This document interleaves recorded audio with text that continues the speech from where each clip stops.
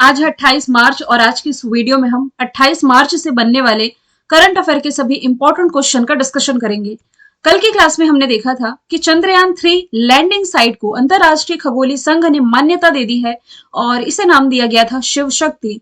वैश्विक असमानता पुरस्कार बीना अग्रवाल जेम्स के बॉयस ने जीता है। ऑस्ट्रेलिया ने एसएसएन ऑकस पनडुब्बी के निर्माण के लिए अमेरिका और ब्रिटेन के साथ समझौता किया है। दुर्गमता के समुद्री ध्रुव पॉइंट निमो तक पहुंचने वाले पहले व्यक्ति जो बने हैं क्रिस ब्राउन बने हैं। अंग्रेजी में अनुवादित पहला मगही उपन्यास जिसका नाम है फूल बहादुर, इसके लेखक हो जाएंगे जयनाथ पति। सिल्वेस्टर इंटरनेशनल फिल्म फेस्टिवल का आयोजन किया जाना है चंडीगढ़ में। Indian masters national badminton championship में 2 गोल्ड मेडल जीता है नाहिद दिवेचा ने। अभी हाल ही में चुनाव आयोग के द्वारा सक्षम ऐप लॉन्च किया गया है। हिंद महासागर में भारतीय नौसेना ने जिस ऑपरेशन की शुरुआत की है इसका नाम है ऑपरेशन संकल्प। और वर्ल्ड हैप्पीनेस रिपोर्ट जो रिलीज की गई, लगातार 7वें वर्ष दुनिया का सबसे खुशहाल देश बना है फिनलैंड। भारत की रैंकिंग हो जाएगी 126। चलिए शुरू करते हैं आज का हमारा पहला सवाल। भारत और मॉरिटानिया के बीच में पहला विदेशी कार्यालय परामर्श जो आयोजित किया गया था, यह आयोजित किया गया था मॉरिटानिया में ही। सबसे पहले आप लोकेशन देख लीजिए, फिर इसके बारे में डिटेल्स में आप लोगों को समझाती हूँ। ये आप अफ्रीका महाद्वीप का नक्शा देख रहे हैं। अफ्रीका महाद्वीप जिसे आप पठारी महाद्वीप या अंध महाद्वीप के नाम से भी जानते हैं, इकलौता ऐसा महाद्वीप जिससे कि कर्क रेखा, मकर रेखा, विषुवत रेखा यानी कि ट्रॉपिक ऑफ कैंसर, कैप्रिकॉर्न और इक्वेटर, ये तीनों ही गुजरती हैं। इसी मॉरिटानिया में अभी हाल ही में भारत और मॉरिटानिया के बीच में पहला विदेशी कार्यालय परामर्श आयोजित किया गया था। कहां पर? तो मॉरिटानिया के नोवाकोट में। ये नोवाकोट जो है ना, ये मॉरिटानिया की राजधानी भी है और सबसे बड़ा शहर भी है।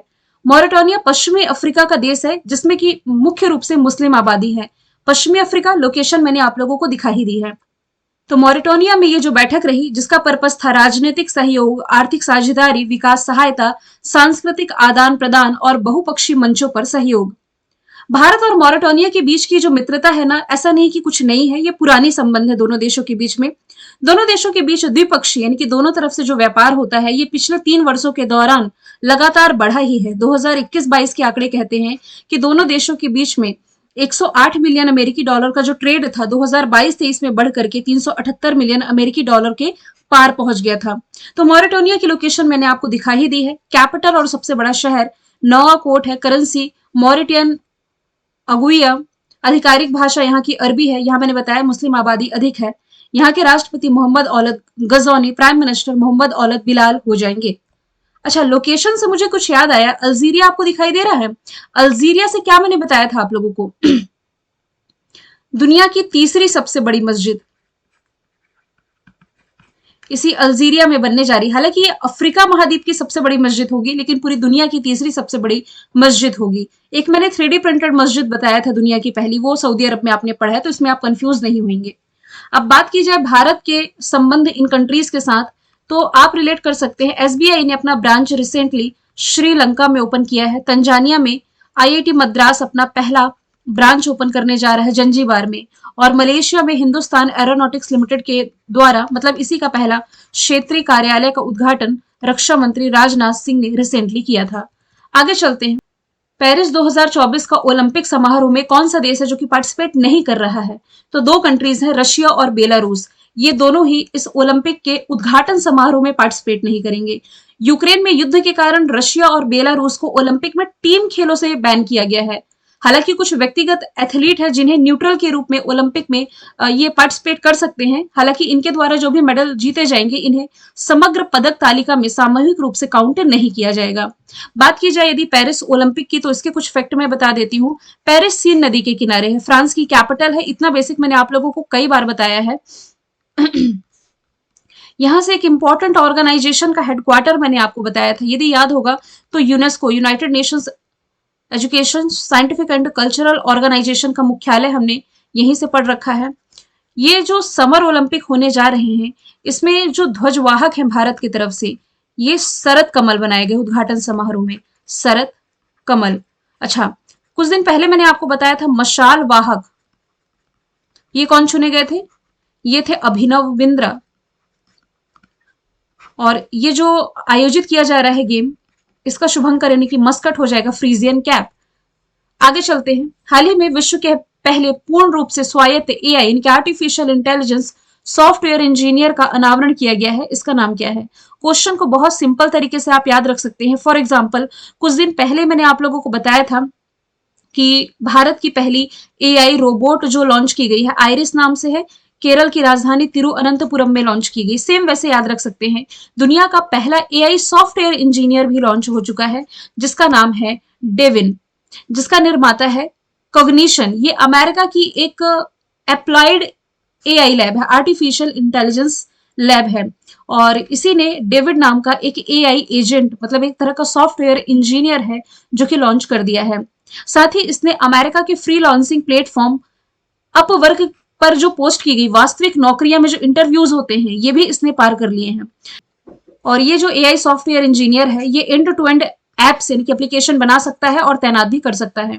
ऑप्शन के थ्रू यदि आप रिलेट करेंगे तो कुछ दिन पहले मैंने आप लोगों को बताया था कि जो साउथ कोरिया है, साउथ कोरिया ने पीबोट नाम का एक एआई रोबोट लॉन्च किया है जो कि एयरक्राफ्ट को उड़ा सकता है। जेमिनी बार्ड का ही बदला नाम है। बार्ड ये गूगल के द्वारा लॉन्च किया गया एक चैट बॉट है। अगला सवाल है, हाल ही में किस देश ने भारत से हिंदुस्तान एरोनॉटिक्स लिमिटेड द्वारा निर्मित डोर्नियर 228 विमान खरीदने की घोषणा की है? ये विमान भारत से खरीदने जा रहा है साउथ अमेरिकी कंट्री गुयाना। ऑप्शन नंबर 20 का राइट आंसर हो जाएगा। हालांकि ये सवाल मैंने आप लोगों को पढ़ा रखा है, थोड़ा दूसरे तरीके से मैंने ऐड किया है इसे। कितने विमान लेगा? 2 डोर्नियर विमान लेने जा रहा है। कौन लेने जा रहा है? गुयाना लेने जा रहा है। साउथ अमेरिकी कंट्री गुयाना किससे लेने जा रहा है? भारत से। भारत की किस कंपनी से? हिंदुस्तान एरोनॉटिक्स लिमिटेड से, जिसका हेडक्वार्टर आप बैंगलोर कर्नाटक में पढ़ते हैं। और इसके लिए गुयाना रक्षा बल और जो export import bank of India है यानी कि एक्सिम बैंक, इससे $23.27 मिलियन के ऋण यानी कि लोन भी लेगा। ये पहला रक्षा ऋण है जो कि भारत ने किसी कैरिबियाई देश को प्रदान किया है। गुयाना, जिसकी लोकेशन आप यहाँ देख सकते हैं, इसकी कैपिटल हो जाएगी जॉर्ज टाउन, करेंसी हो जाएगी गुयानीज डॉलर, राष्ट्रपति मोहम्मद इरफान अली। इस डोर्नियर विमान की कुछ विशेषताएं मैंने ऐड करी है कि जैसे कि short take off and landing कर सकता है, समुद्री गश्त लगाने में सक्षम है, आंतरिक स्थानों पर सेना की आवाजाही में ये हेल्प कर सकता है। ऑप्शन के थ्रू यदि आप रिलेट करेंगे तो ब्रह्मोस मिसाइल की डिलीवरी के लिए भारत ने जिसके देश के साथ समझौता किया है ये है फिलीपींस। बांग्लादेश को भारत ने कुछ तो गिफ्ट किया है, लोकोमेटिव इंजन लास्ट ईयर ही गिफ्ट किए हैं। और श्रीलंका के साथ भारत पहली बार इंटरनेशनल क्रूज सर्विस शुरू करने जा रहा है तमिलनाडु से श्रीलंका के बीच में। 5वां सवाल है, हाल ही में किस चक्रवाती तूफान ने उत्तरी ऑस्ट्रेलिया में तबाही मचाई है? इस चक्रवात का नाम आप याद रखें, ये हो जाएगा मेगन। ये ऑस्ट्रेलिया से इसके तटों से टकराया है। उष्णकटिबंधीय चक्रवात, उष्णकटिबंधीय चक्रवात किसे कहेंगे? यदि ग्लोब में आप देखें तो ट्रॉपिक ऑफ कैंसर और कैप्रिकॉन के बीच का जो क्षेत्र है ये उष्णकटिबंधीय क्षेत्र कहलाता है। तो ये जो उष्णकटिबंधीय चक्रवात रहा था मेगन, ये टकराया है ऑस्ट्रेलिया के तटों से। मौसम विभाग ने शहर में 130 किलोमीटर प्रति घंटे की रफ्तार से हवा चलने और 24 घंटों में 200 मिलीमीटर से अधिक बारिश होने का अनुमान लगाया। यह आपको याद रखने की जरूरत नहीं है। ऐसा प्रश्न आपके वन लाइनर फॉर्मेट में ही याद रखने का ही काम है, जैसे कि मेगन किस देश में तबाही मचाई है? ऑस्ट्रेलिया। बस इतना ही आपको याद रखना है इसमें। ऑस्ट्रेलिया की capital Canberra, currency dollar, prime minister Anthony Albanese. ये वाला जो क्षेत्र है ना क्वींसलैंड वाला, यहीं पर कोरल रीफ प्रवाल भित्तियां पाई जाती हैं।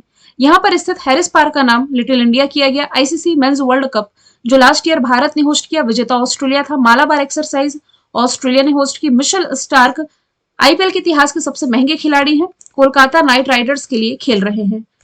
ऑप्शन के थ्रू यदि आप रिलेट करें तो लास्ट ईयर ना एक बिपरजॉय चक्रवात चर्चे में था जिसका नामकरण बांग्लादेश ने किया। मोचा चक्रवात इसने तबाही मचाई थी म्यांमार में, इसका नामकरण यमन ने किया था। और इसमें फिर भारत ने हेल्प करने के लिए ऑपरेशन करुणा की भी शुरुआत की थी।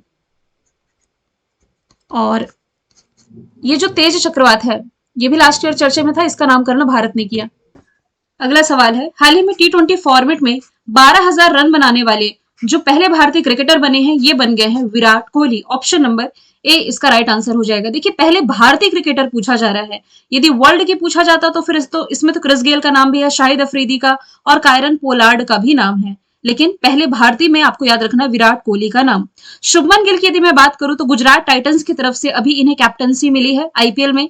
अजिंक्य रहाणे की अगुवाई में अभी हाल ही में आपको याद होगा जो मुंबई है, मुंबई ने कोई तो घरेलू टूर्नामेंट जीता है क्रिकेट का, आपको यदि याद होगा तो रणजी ट्रॉफी जो 2024 की रही है, अजिंक्य रहाणे की अगुवाई में ये जीत ली है मुंबई ने। ऋतुराज गायकवाड़ किसकी कैप्टनसी कर रहे हैं? चेन्नई सुपर किंग की। पहले कौन थे? महेंद्र सिंह धोनी। आगे चलते हैं। हाल ही में किस ड्रोन निर्माता कंपनी ने सीमा गश्ती निगरानी ड्रोन जिसका नाम है त्रिशूल ये लॉन्च किया है? तो ये लॉन्च किया गया है गरुण एरोस्पेस के द्वारा। ऑप्शन नंबर सी इसका राइट आंसर हो जाएगा। सीमा गश्ती निगरानी ड्रोन जिसका नाम है त्रिशूल, इसका जो उपयोग है लोगों की आवाजाही, प्राकृतिक आपदाओं की निगरानी और यातायात का आकलन करने के लिए किया जा सकता है।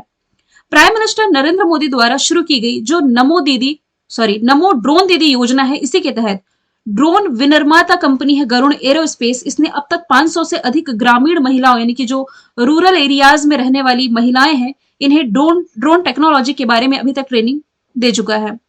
गरुण एरोस्पेस जिसकी स्थापना 2015 में हुई, हेडक्वार्टर चेन्नई में है। आपको यह भी याद रखना है, गरुण एरोस्पेस ने हाल ही में सूरज नाम का एक सोलर एनर्जी से चलने वाला ड्रोन भी लॉन्च किया था। अब देखिए यहाँ पर ऑप्शन में कुछ प्राइवेट कंपनीज की बात की जा रही है, तो स्काई रूट एरोस्पेस से आप रिलेट कर सकते हैं। इसने एक क्रायोजेनिक इंजन का निर्माण किया था जिसका नाम था धवन। स्काई रूट एरोस्पेस ये प्राइवेट स्पेस कंपनी है भारत की जिसका हेडक्वार्टर हैदराबाद में है। अच्छा, प्राइवेट स्पेस कंपनी से मुझे याद आया अग्निकुल कॉस्मोस, इसका ये भी तो प्राइवेट स्पेस कंपनी है भारत की। इसे यदि आप करंट से रिलेट करेंगे ना, तो इसने भारत का पहला 3D रॉकेट अग्नि बाण ये लॉन्च किया था। आप यदि करंट से रिलेट कर सके तो स्पेस वन, यदि आपको याद होगा कुछ दिन पहले मैंने आप लोगों को बताया था, स्पेस वन ये किस देश की प्राइवेट स्पेस कंपनी है जिसने की फर्स्ट टाइम कोई लॉन्चिंग की थी और ये फेल हो गई थी। यदि आपकी मेमोरी शार्प है, देखिए इतना जल्दी आप भूल नहीं सकते, रिलेट कर सकते हैं तो जरूर करें, कमेंट बॉक्स में इसका आंसर जरूर बताएं। 8वां सवाल है, हाल ही में टी आर्मस्ट्रांग चांगसन ये कहां पर भारत के अगले राजदूत के रूप में नियुक्त किए गए हैं? तो क्यूबा में ये भारत के अगले राजदूत के रूप में नियुक्त किए गए हैं, जो कि 1997 बैच के आईएफएस ऑफिसर हैं। इसके अलावा अभिलाषा जोशी ये चिली में भारत की अगली एम्बेसडर बनाई गई हैं। चिली जो कि साउथ अमेरिकी कंट्री है। यहां पर मैं बात कर रही हूँ क्यूबा की, जिसे दुनिया में शक्कर का कटोरा के नाम से भी जाना जाता है। कैपिटल हवाना, करेंसी क्यूबन पेसो, और यहाँ के प्रधानमंत्री मारेरो क्रूज हो जाएंगे।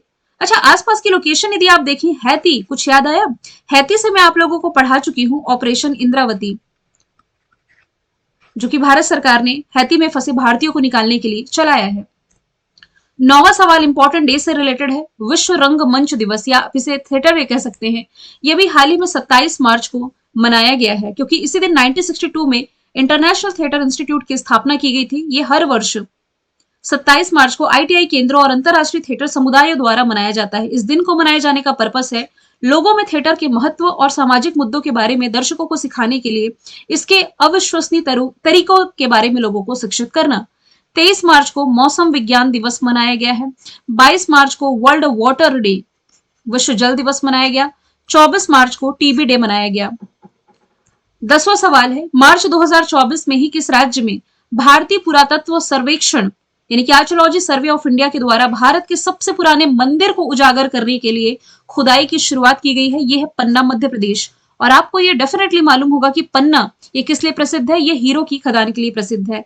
तो यहाँ पर सबसे पुराना, भारत का सबसे पुराना मंदिर पाए जाने की पॉसिबिलिटी है, जिसके लिए यहाँ पर खुदाई का कार्य शुरू हो रहा है। नचना हिंदू मंदिर, जिसे नचना कुठार हिंदू मंदिर के रूप में भी जाना जाता है, भूमरा और देवगढ़ के साथ साथ भारत के, मध्य भारत के, आप कह सकते हैं सेंट्रल इंडिया के सबसे पुराने जीवित पत्थरों के मंदिरों में से एक है। हालांकि नचना मंदिरों की सटीक तारीख अनिश्चित है। उनकी शैली उन संरचनाओं से तुलनीय है जो कि 5वीं और 6वीं शताब्दी में गुप्त साम्राज्य के युग की हो सकती है। उससे कंपेयर किया जा रहा है कितनी पुरानी हो सकती है। पाया गया पन्ना मध्य प्रदेश में, तो पन्ना की लोकेशन आप यहाँ देख सकते हैं। मध्य प्रदेश जिसकी राजधानी भोपाल, मुख्यमंत्री मोहन यादव, राज्यपाल मंगू भाई छगन भाई पटेल है। भारत में अभी 54 टाइगर रिजर्व है। 54th क्रम का है मध्य प्रदेश का रानी दुर्गावती टाइगर रिजर्व, ये मध्य प्रदेश का 7वां है। ग्वालियर जिसकी लोकेशन आप यहाँ कहीं देख सकते हैं, ग्वालियर को अभी हाल ही में यूनेस्को के द्वारा संगीत शहर के रूप में चुना गया है। सांची ये पहली सोलर सिटी बनी है भारत की। इसके अलावा नर्मदा लोक ये अमरकंटक में बनाया जाना प्रस्तावित है। सिकल सेल एनीमिया उन्मूलन के लिए जो पहल है मध्य प्रदेश के शहडोल से प्राइम मिनिस्टर नरेंद्र मोदी ने की। खजुराहो महोत्सव जो 2024 में मनाया गया, इसका ये 50वां एडिशन रहा है। बदले गए नामों का आज हम स्टैटिक रिवीजन कर लेते हैं। ट्रेन 18 का नाम है वंदे भारत एक्सप्रेस।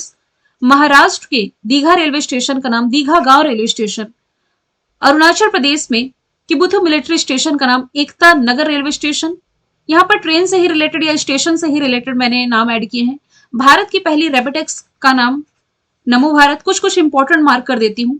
राजस्थान का मियाँ का बाड़ा रेलवे स्टेशन, ये लगभग 1.5 साल पहले नाम बदला गया है। Mahesh Nagar halt. Kevadia railway station Gujarat में है, नाम बदल करके एकता नगर स्टेशन। ये कुछ कुछ है जो आप इंपॉर्टेंट याद रख सकते हैं। कल मैंने पूछा था पोखरा को किस देश की पर्यटन राजधानी घोषित किया गया, आंसर नेपाल था। आज का सवाल है किस राज्य या यूटी के मुख्यमंत्री अरविंद केजरीवाल को रिसेंटली गिरफ्तार किया गया है। ये किस पार्टी के भी है ये भी आप बताएंगे, गिरफ्तार किसने किया है ये भी आप बताएंगे। फिर हम मिलेंगे नेक्स्ट वीडियो में। Thank you so much.